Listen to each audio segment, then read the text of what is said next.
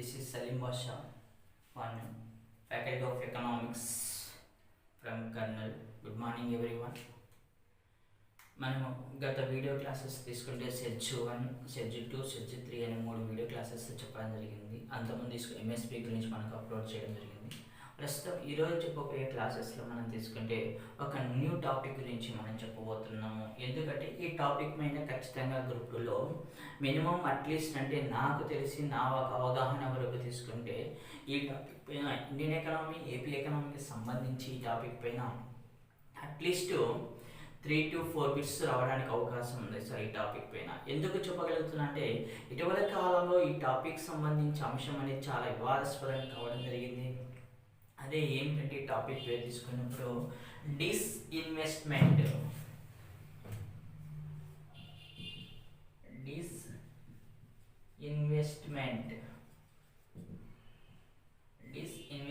లేదా పెట్టుబడుల ఉపసంహరణ కార్యక్రమం.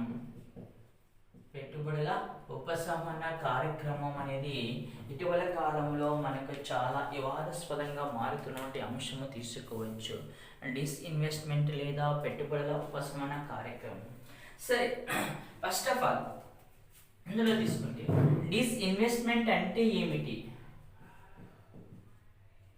డిస్ఇన్వెస్ట్మెంట్ లేదా పెట్టుబడుల ఉపసంహరణ అనగా అర్థం ఏమొస్తుంది? పెట్టుబడుల ఉపసంహరణ అనగా అంటే ఏమొస్తుందంటే ఏదైనా ఒక సంస్థలో ఒక వ్యక్తి కానీ, ఒక సంస్థ కానీ, ప్రభుత్వం కానీ ఒక పరిశ్రమలో పెట్టినటువంటి ఇన్వెస్ట్మెంట్ను తిరిగి విడతల వారీగా ఆ యొక్క అమౌంట్ను రీకాల్ చేయడాన్ని ఏం చేస్తామంటే ఇక్కడ పెట్టుబడుల ఉపశమనగా తీసుకోవచ్చు. అంటే ఒక సంస్థలో, ఒక పరిశ్రమలో, అది సంస్థ కావచ్చు, వ్యక్తి కావచ్చు, లేదా ప్రభుత్వం కానీ ఇన్వెస్ట్మెంట్ చేసినటువంటి మొత్తం పెట్టుబడిలో నుంచి కొంత సొమ్మును, కొంత వాటాను తిరిగి పొందడాన్ని ఏం చేస్తామంటే పెట్టుబడుల ఉపశమనగా తీసుకోవచ్చు. లేదా మరొక విధంగా తీసుకుంటే ఎగ్జాంపుల్ తీసుకుందాం. దానికన్నా ముందు తీసుకుంటే ఫస్ట్ ఆఫ్ ఆల్ తీసుకుంటే పబ్లిక్ సెక్టార్ యూనిట్స్ అనగా అంటే ఏమొస్తుందంటే ప్రభుత్వ రంగ సంస్థ అంటే ఏమొస్తుంది? ప్రభుత్వ రంగ సంస్థ అనగా పబ్లిక్ సెక్టార్ యూనిట్స్ లేదా ప్రభుత్వ రంగ సంస్థలు యూనిట్స్. వీటిని ప్రభుత్వ రంగ సంస్థ అని పిలుస్తారంటే ఏదైనా ఒక పరిశ్రమలో భారత ప్రభుత్వము తన యొక్క ఇన్వెస్ట్మెంట్ ను 100కి 51% 51% ప్లస్ అబో, అంతకంటే 51 మినిమం 51% అబో ఎంతైనా సరే ఇన్వెస్ట్మెంట్ చేసినటువంటి కంపెనీని ప్రభుత్వ రంగ సంస్థగా సంబోధించడం జరుగుతుంది. ప్రభుత్వ రంగ సంస్థగా పిలుస్తారు. అంటే ఏదైనా ఒక పరిశ్రమలో గవర్నమెంట్ ఇన్వెస్ట్మెంట్ వచ్చేసి 51 ప్లస్ అబో అంతకంటే 51 అంతకంటే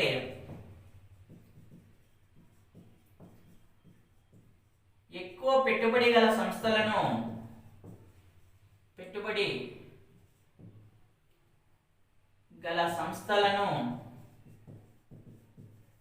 పబ్లిక్ సెక్టార్ యూనిట్స్ అని సంబోధిస్తారు సార్.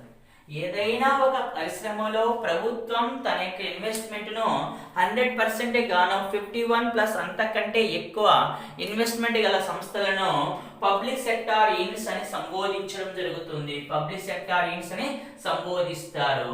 ఎగ్జాంపుల్ తీసుకుంటే మనం ఇక్కడ మేజర్ ఎగ్జాంపుల్ తీసుకుందాము. ఎన్టీపీసీ కావచ్చు, నెక్స్ట్ తీసుకుంటే బిహెచ్ఈఎల్ కావచ్చు, ఇంకా తీసుకుంటే మనం తీసుకున్నప్పుడు ఎగ్జాంపుల్ తీసుకునే వాటిలో తీసుకుంటే బిహెచ్ఈఎల్ కావచ్చు, బీపీసీఎల్ కావచ్చు, హెచ్పిసిఎల్ కావచ్చు, ఇలాంటివి అనేక రకాల సంస్థలో ప్రభుత్వం తనకి ఇన్వెస్ట్మెంట్ చేయడం జరిగింది. అలాంటి పరిశ్రమలను పబ్లిక్ సెక్టార్ యూనిట్స్ అని పిలుస్తాం. అయితే ఈ పబ్లిక్ సెక్టార్ యూనిట్స్ లో పెట్టుబడులు పెట్టిన తర్వాత ఆ యొక్క సంస్థల యొక్క కార్యక్రమాలు అనేవి ఉన్నత స్థాయికి చేరుకోవడం జరిగింది. కొన్ని సంస్థలు వచ్చేసి కావలసిన గ్రోత్ రేటు సాధించినప్పటికీ ఇటీవల కాలంలో జరుగుతున్న కొన్ని పరిణామాల దృష్ట్యా ఆ సంస్థలు తమ యొక్క గ్రోత్ రేట్ను తగ్గిపోయి ఆ సంస్థలు ఏం చేస్తారంటే అప్పుల పాలు కావడం జరిగింది. అంటే ఏమని చెప్పిస్తామంటే ఇక్కడ ప్రభుత్వం తను చేసినటువంటి ఇన్వెస్ట్మెంట్ ను వివిధ రకాల సంస్థలో ప్రభుత్వం ఇన్వెస్ట్మెంట్ చేసి ఆ సంస్థను ఏర్పాటు చేసి కొనసాగించడం జరిగింది. కొద్ది కాలాల పాటు లాభాలు రావడం జరిగింది. కానీ మరి తర్వాత కాలంలో ఆ లాభాలతో పాటు నష్టాలనేవి ఎక్కువ సంభవించడం వల్ల ఆ పరిశ్రమలు లేదా ఆ సంస్థలన్నీ కూడా నష్టాల బాటలో సంభవించడం జరిగింది.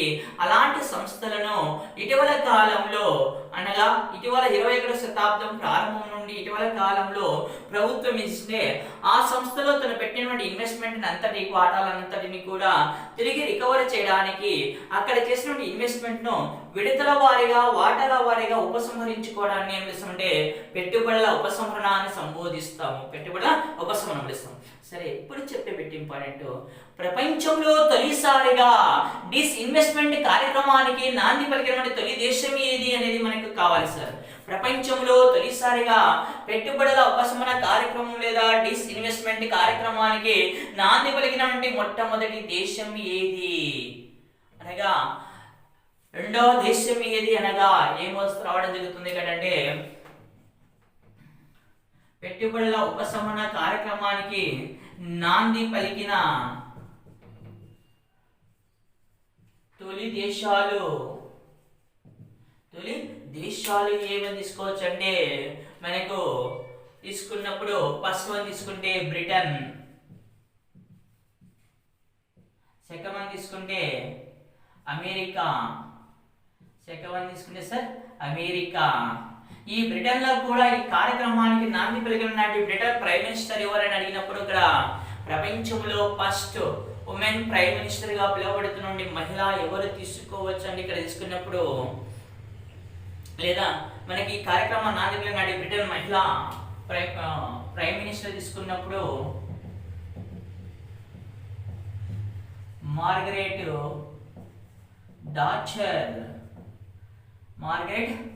డాచర్ అటువంటి ప్రధానమంత్రి కొనసాగుతున్న కాలంలో ఈ కార్యక్రమానికి నాంది పలకడం జరిగింది సార్. ఎవరు సార్?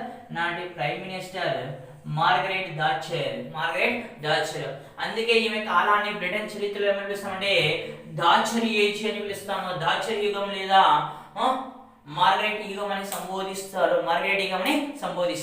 అక్కడ కొనసాగినటువంటి యొక్క విధానము అక్కడ అమెరికా మరియు బ్రిటన్ దేశాలు ఈ కార్యక్రమం అనేది బాగా విజయవంతం కావడం వల్ల ఆ కార్యక్రమము ప్రపంచవ్యాప్తంగా అనేక దేశాలకు విస్తరించడం జరిగింది. సరే, ఇప్పుడు చెప్పే బిడ్డ బాగా ఇంపార్టెంట్ బాగా చూడండి సార్. భారత ప్రభుత్వం తొలిసారిగా పెట్టుబడుల ఉపశమన కార్యక్రమం సంబంధించి తొలిసారిగా ఏ యొక్క ఇండస్ట్రియల్ పాలసీ తీర్మానంలో ప్రతిపాదించడం జరిగింది లేదా మరొక విధంగా ఏమడగవచ్చు అంటే పెట్టుబడుల ఉపశమన కార్యక్రమాన్ని ఏ సంవత్సరం నుండి భారత ప్రభుత్వం ప్రారంభించడం జరిగింది అంటే ఈ క్వశ్చన్ చాలా ఇంపార్టెంట్ సార్. డిస్ఇన్వెస్ట్మెంట్ గురించి తొలిసారిగా భారత ప్రభుత్వం ఏక ఇండస్ట్రియల్ పాలసీలో ప్రతిపాదించడం జరిగిందంటే న్యూ ఇండస్ట్రియల్ పాలసీ 1991 లో ప్రతిపాదించడం జరిగింది సార్. న్యూ ఇండస్ట్రియల్ పాలసీ 1991 లో ఈ కార్యక్రమం గురించి బాగా ప్రతిపాదించడం జరిగింది. ఈ యొక్క న్యూ ఇండస్ట్రియల్ పాలసీ అనేది మన దేశంలో ఎప్పటి నుండి అమలులోకి రావడం జరిగిందంటే స్టార్టింగ్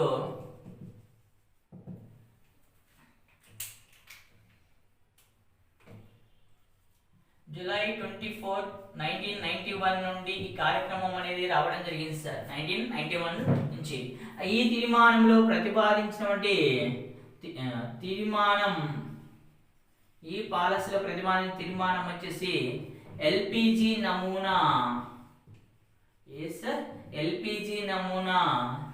ఎల్ అంటే లిబరలైజేషన్.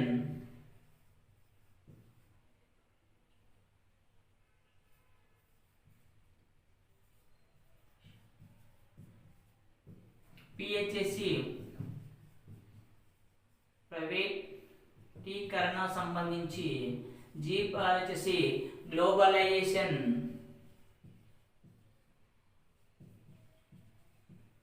సరళీకరణ, ప్రపంచీకరణ, ప్రైవేటీకరణ అనేటువంటి ఈ యొక్క 3 అంశాలను ఇందులో ప్రతిపాదించడం జరిగింది.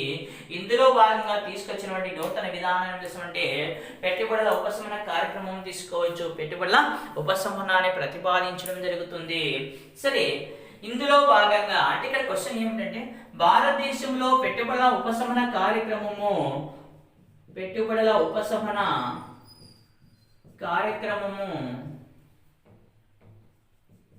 ఎప్పటి నుంచి అమలులోకి వచ్చింది అనగా 1991 ఇయర్ నుంచి. లేదా ఇక్కడ మరొక విధంగా అడగవచ్చు, భారతదేశ ఆర్థిక వ్యవస్థ ఏ సంవత్సరం నుండి యూటర్న్ తీసుకోవడం జరిగినది? ఇండియా ఆర్థిక వ్యవస్థ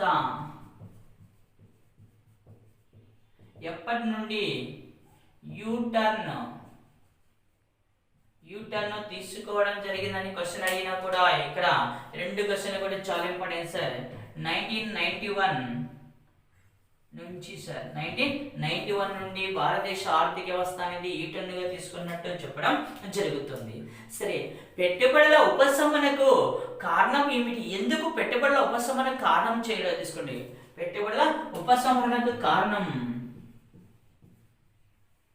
కారణాలు పెట్టుబడుల ఉపశమనకు కారణాలు ఏమిటంటే ఇక్కడ మేజర్గా ప్రధానంగా తీసుకున్నప్పుడు పెట్టుబడుల ఉపశమన కారణాలు వచ్చేసి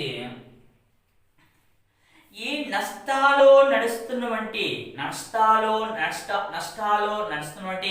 ప్రభుత్వ రంగ సంస్థల యొక్క వాటాలను వదులుకోవట. ముఖ్యంగా ఈ నష్టాలు నడుస్తున్నటువంటి ప్రభుత్వ రంగ సంస్థలను ఏమని పిలుస్తారంటే సిక్ ఇండస్ట్రీస్.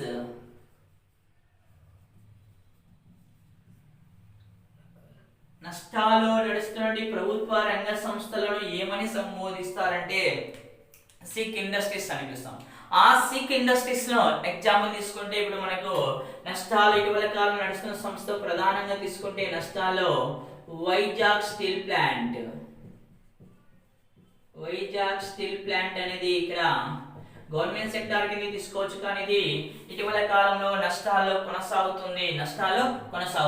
ఇలాంటి ప్రభుత్వ రంగ సంస్థల యొక్క వాటాలను ఉపసంహరించుకోవట.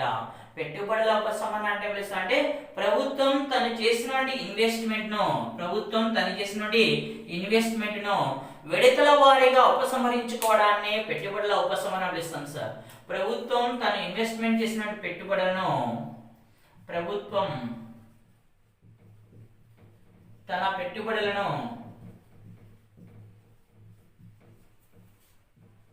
విడతల వారీగా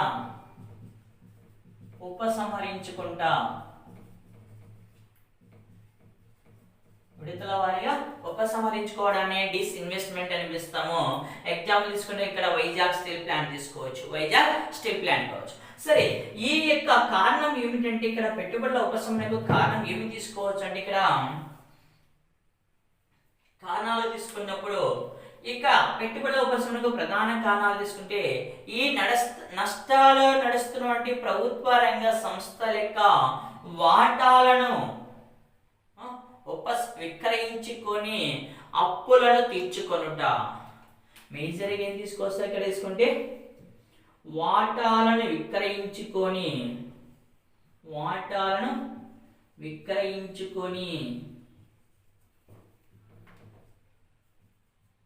ప్రభుత్వం అప్పులను తీర్చుకొనుట. వాటాలను విక్రయించుకొని ప్రభుత్వము అప్పులను తీర్చుకొనుట. అదే విధంగా తీసుకుంటే మరొక పాయింట్ ఏమొస్తుందంటే ఇక్కడ అప్పులను తీర్చుకొనుట. మరొక పాయింట్ తీసుకుంటే ఇక వాటాలను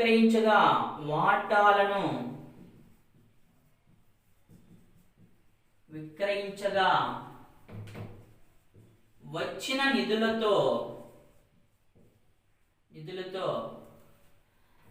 సామాజిక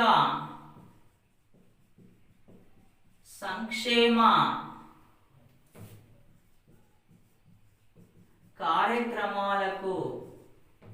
కార్యక్రమాలను మెరుగుపరచుట.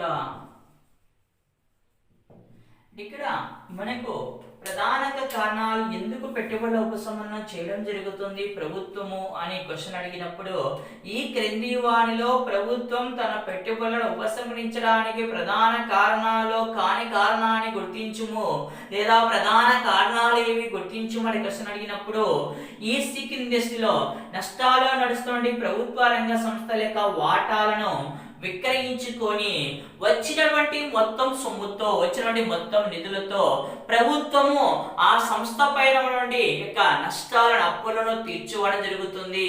అదే విధంగా తీసుకుంటే మిగిలిన అంటే అప్పులు పోను మిగిలినటువంటి యొక్క వాటాలను విక్రయించగా వచ్చిన నిధులతో సామాజిక సంక్షేమ కార్యక్రమం సోషల్ వెల్ఫేర్ డిపార్ట్మెంట్ సంబంధించి అంటే సాంఘిక సామాజిక ఆర్థిక అంశాలపైన ఇన్వెస్ట్మెంట్ చేస్తుంది. ఎగ్జాంపుల్ తీసుకున్నప్పుడు ఎడ్యుకేషన్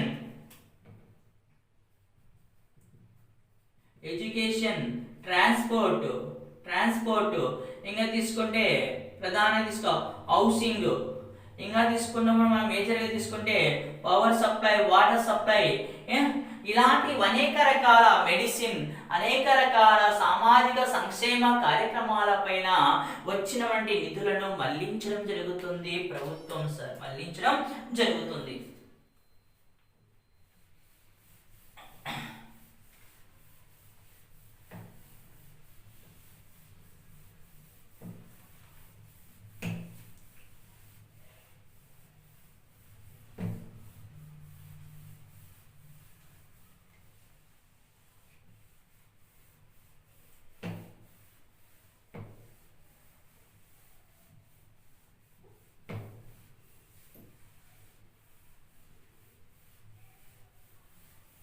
సరే, ఇంకా మనకి ప్రధానంగా తీసుకుంటే ఈ వచ్చిన నిధుల్లో మిగిలినటువంటి నిధులను తీసుకున్నప్పుడు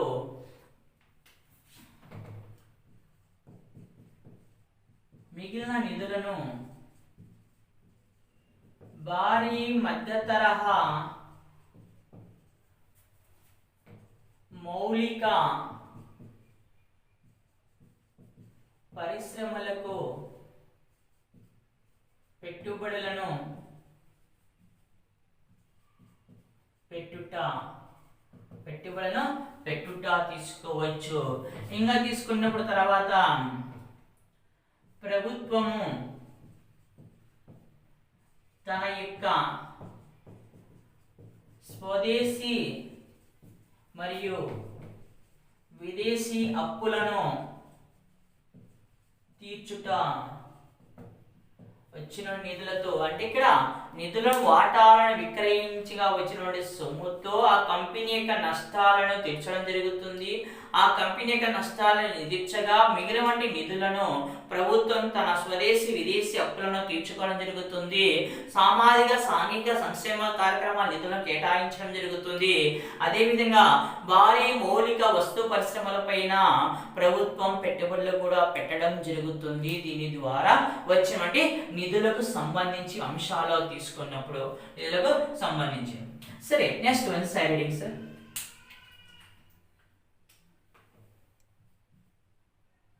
పెట్టుబడుల ఉపశమన యొక్క వ్యూహాలు ఏమిటి? పెట్టుబడుల ఉపశమన యొక్క వ్యూహాలు ఏమిటి? పెట్టుబడుల ఉపశమన యొక్క వ్యూహాలు ఏమిటి అనేది మనకు తీసుకుంటే ప్రధానంగా వ్యూహాలు ఏమిటి అనేది మనకు కావాలి సార్. ప్రధానమైన వ్యూహాలు ఏమిటి అనేది ఇక్కడ మనం తీసుకుందాం.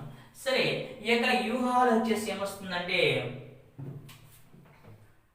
ప్రధానంగా తీసుకుంటే ప్రభుత్వము తన వాటాలను ప్రైవేట్ వ్యక్తులకు బదిలీ చేయుట. ప్రభుత్వం తన యొక్క వాటాలను ఏం చేస్తుందంటే ఈ యొక్క ప్రైవేట్ వ్యక్తులకు బదిలీ చేస్తుంది. ఎగ్జాంపుల్ తీసుకుంటే ఇక్కడ మనకు వైజాగ్ స్టీల్ ప్లాంట్ తీసుకోవచ్చు. ఈ యొక్క వైజాగ్ స్టీల్ ప్లాంట్ వచ్చేసి వైజాగ్ స్టీల్ ప్లాంట్ తీసుకున్నప్పుడు ఇది గడిచినటువంటి 5-6 సంవత్సరాల నుండి వరుసగా నష్టాలు నడుస్తుంది. ఈ సంస్థ యొక్క వాటాలను ఇటీవల కాలంలో 2021-22 యూనియన్ బడ్జెట్ లో ఈ యొక్క వైజాగ్ స్టీల్ ప్లాంట్ ను అమ్మివేసి ప్రైవేట్ వ్యక్తులకు బదిలీ చేస్తున్నట్టు ప్రకటించడం జరిగింది. అంటే ఇక్కడ నుండి తన యొక్క వాటాలను విడతల వారీగా ఉపసంహరించుకోవడం జరుగుతుంది. లేదా ఒకేసారి బదిలీ చేయడం జరుగుతుంది.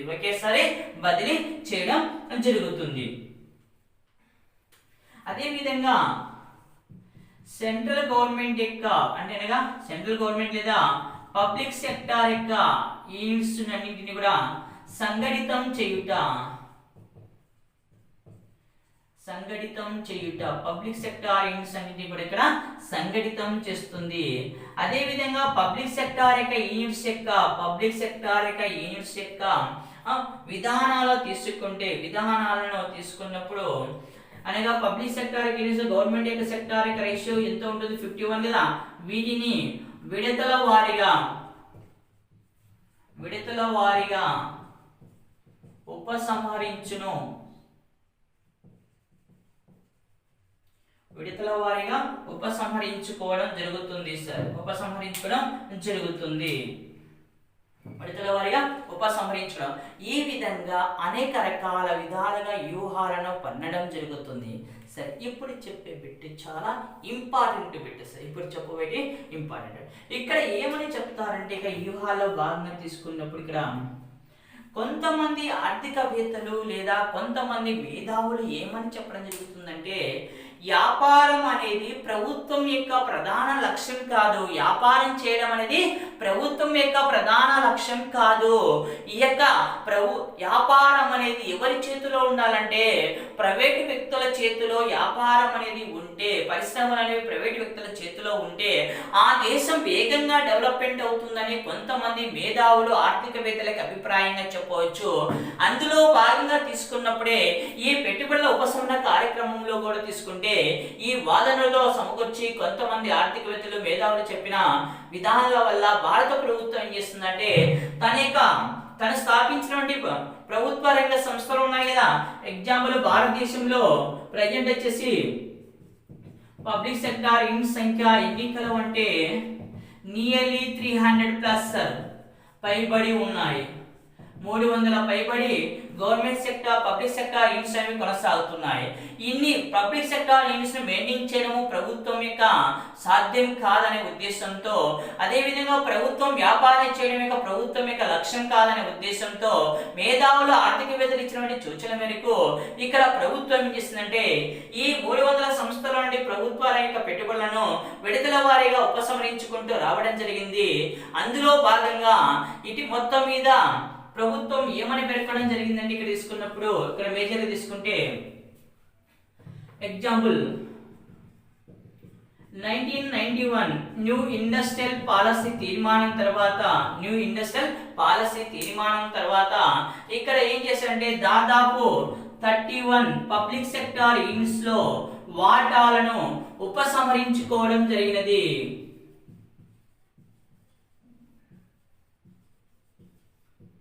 దాదాపు ఎన్ని పబ్లిక్ సెక్టార్ యూనిట్స్ వాటాలను 1991 ఇండస్ట్రియల్ తీర్మానంలో ప్రతిపాదించిన కారణంగా ఎన్ని పబ్లిక్ సెక్టార్ యూనిట్స్ వాటాలను ఉపసంహరించుకున్నారంటే నాడు 31 పబ్లిక్ సెక్టార్ యూనిట్స్ లో.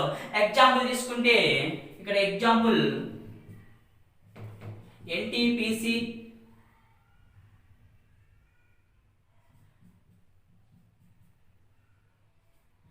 Engineering India limited, Maruti employment, సిప్ India, ship corporation of India limited, ship corporation of India limited, అదేవిధంగా coal India limited, power grid corporation of India limited, ఇలాంటివి దాదాపు అనేక రకాల సంస్థల నుండి 31 రంగ సంస్థల నుండి ప్రభుత్వం తన యొక్క పెట్టుబడులను ఉపసంహరించుకోవడం జరిగింది సార్. ఉపసంహరించుకోవడం జరిగింది. అదే విధంగా ఇక్కడ ప్రస్తుతం ఏం చేయడం జరుగుతుందని ఇక్కడ 2021-22 యూనియన్ బడ్జెట్ లో 21-22 యూనియన్ బడ్జెట్ లో సెంట్రల్ గవర్నమెంట్ ఏం చేసిందంటే ప్రస్తుతం మన భారతదేశంలో దాదాపు 300 అబోవ్ పబ్లిక్ సెక్టార్ యూనిట్స్ ఉన్నాయి. వీటి సంఖ్య రాబోయే కాలంలో ఎంతకు తగ్గించాలని తీర్మానించడం జరిగింది. ఇది మోస్ట్ ఇంపార్టెంట్ బిట్ సార్. ప్రస్తుతం మన దేశంలో ఉన్న 300 పబ్లిక్ సెక్టార్ యూనిట్స్ యొక్క సంఖ్యను భవిష్యత్తు కాలంలో ఎంతకు తగ్గించాలని 21-22 యూనియన్ బడ్జెట్ లో ప్రతిపాదించడం జరిగింది కేంద్ర ప్రభుత్వం. అంటే వీటి సంఖ్యను కేవలము 24కు కుదించాలని తీర్మానించడం జరిగింది సార్. ఎంతకు సార్? 24కు కుదించాలని ప్రతిపాదించడం జరిగింది ఈ యొక్క 21-22 యూనియన్ బడ్జెట్ లో ప్రతిపాదించడం జరిగింది. ఆ 24 తీసుకున్నప్పుడు ఏమొస్తాయంటే ఇక్కడ 24 సంస్థలను సంబోధిస్తున్నాం కదా. ఎగ్జాంపుల్ అవి ఏముండొచ్చు అంటే ఇక్కడ ఎలాంటివి ఉంటాయంటే ఎగ్జాంపుల్ తీసుకుంటే ఇక్కడ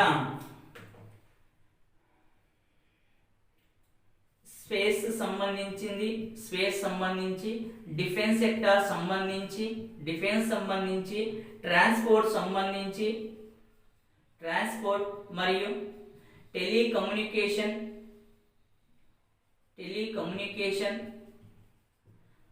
ఇన్సూరెన్స్, బ్యాంకింగ్,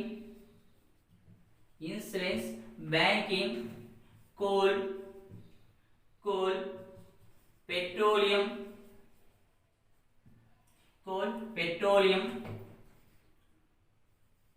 మైనింగ్,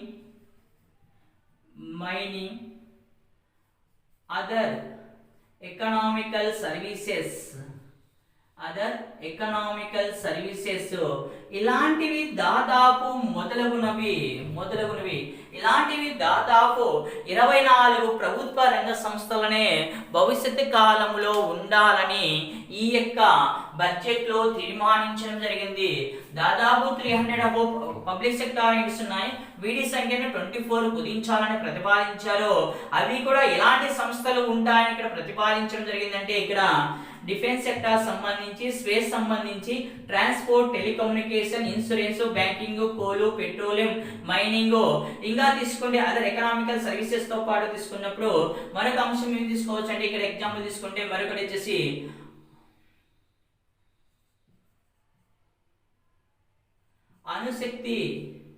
అణుశక్తి రంగము. ఇలాంటివి దాదాపు 24 రంగాలు మాత్రమే భవిష్యత్తు కాలంలో పబ్లిక్ సెక్టార్ యూనిట్స్ లో కొనసాగడం జరుగుతుందని ఈ తీర్మానంలో ఈ యొక్క బడ్జెట్ లో ప్రతిపాదించడం జరిగింది సార్. Okay sir. ఈ పెట్టుబడుల ఉపశమనం సంబంధించి సెకండ్ పార్ట్ నెక్స్ట్ వీడియోలో మీకు అప్లోడ్ చేయడం జరుగుతుంది. Thank you sir. Please subscribe my YouTube channel economy Saleem Panyam. ఈ యొక్క వీడియో క్లాసెస్ మీకు నచ్చితే లైక్ చేయండి, షేర్ చేయండి, కామెంట్ చేయండి. ఇంకా రాబోయే కాలంలో మీకు ఇంకా మెరుగ్గా ఇండియన్ ఎకనామీ మరియు ఏపీ ఎకనామీ సంబంధించి మీకు ఇంకా మెరుగైన వీడియో క్లాసెస్ మీకు అందించబోతున్నాను సార్. Thank you sir.